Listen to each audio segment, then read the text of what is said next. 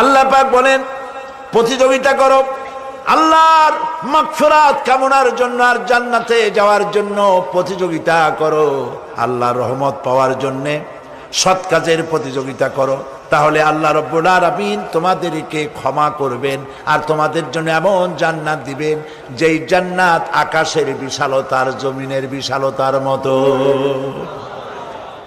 এই বিরাট জান্নাত তোমাদেরকে দিবেন। এই জান্নাত চিরস্থায়ী সুখ এবং শান্তি জায়গা হবে।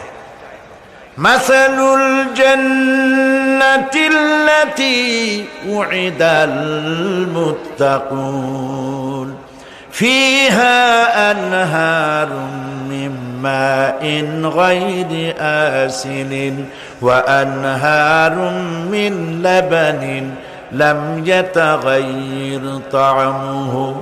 আল্লাহ পাক বলছেন জান্নাত আল্লাহ পাক ওয়াদা করেছেন মুত্তাকিদের জন্য। আল্লাহ পাক জান্নাত দিবেন যে জান্নাতের ভেতরে রয়েছে মধুর প্রস্রবণ, রয়েছে